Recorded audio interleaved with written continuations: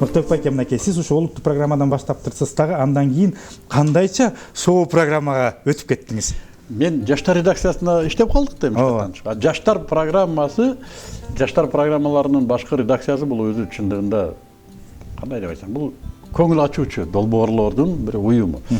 Кимисиникин караба бүт эле бардыгы оюн зоок. Чындап айтканда, музыка бар, артисттер жаңы чыгып келет. Маданий салуучу багыттагы программа. Аккордеондон Ямаха өтүп диш дегендер башталган. Бардыгы талашат, артисттер менен, жылдыздар менен. Анан biz политехбиз да, Мурат.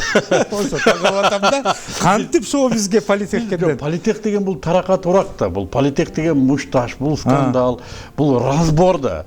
Бул биздин табиятыбызда, танцплощадка ошо жерде. Бул биздин чөйрөбүз ошол калды. Мен өзүм чөйрөмө түшкөндөй болдум. Сөздүн бардыгы копол, кыска сүйлөйсүң. Мындайбы? Ошондой эле кылып койбойлу, ырдайсыңбы? Ырдап койбойсуңбу? Мына ошондой. Болду. Тоготер жерин айтасың. Кийин көрсөм бул шоу экен.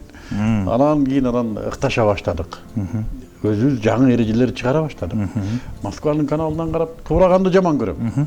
Бирок өзүбүзчө кандай кылабыз? Өзүбүзчө мындай кылсак болот. Кичине кыргыздын менталитетине жакындатып. Биздин менталитет, биздин кабылдообузга ылайыктап. Ошентип атып бир күн карасак, бул шоу болуп калыптыр. Мен өзүм мынтип карасам, мен концерттерде жүрөм. Концерттерде алып баруучу урматтуу коноктор бүгүн назарыңызда спорт сарайында, чоң жерлерде, филармонияда. Мен өзүңүз кылам деп ойлогон эмесмин. Бир күн карасам, ошондой болуп жүрөм. Бир фестивалдарды уюштуруп атам, бир күн карасам дагы бир мен негизи өзү инженер болушум керек эле. Гримердин отурам артисттер менен. Тиги бетим упалап атат, тигинтин боозун боеп атат, бири чачын тарап атат. Мен инженермин ғой деп ойлоп коем.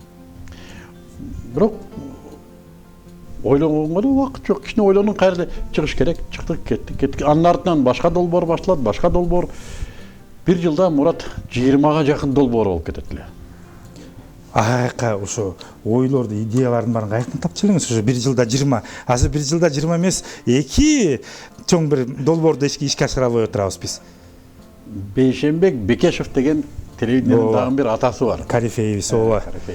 Анын бир сөзү бар, мен дайым студенттериме айтам. Идея итте деле болот деп. Мен ушунчу да, менде бир идея бар десең, идея итте деле болот. Идея топ.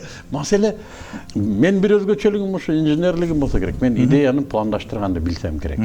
Ишке ашырган жолун, муну мындай кылсак мындай болот, мына мындай, элди бияктан алып келебиз, анан декорацияны мындай коебуз.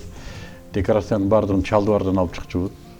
Мына ушул отурган ар жакты да ооба. Кирип эле художник, сүрөтчүбүз, Молдожан аке менен, Молдожан аке муну кайсы көрсөтүүнү?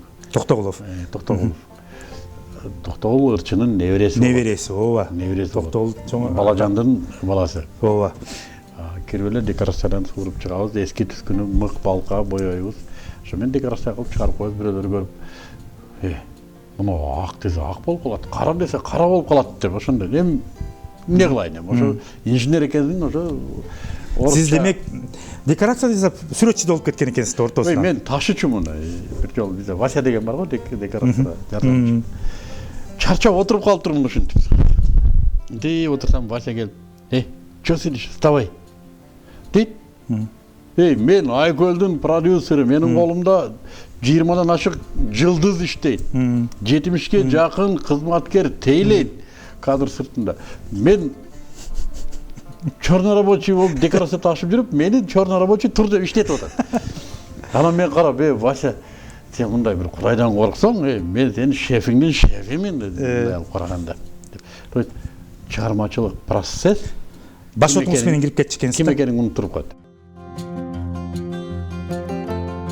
Дайым биз менен болуңуз.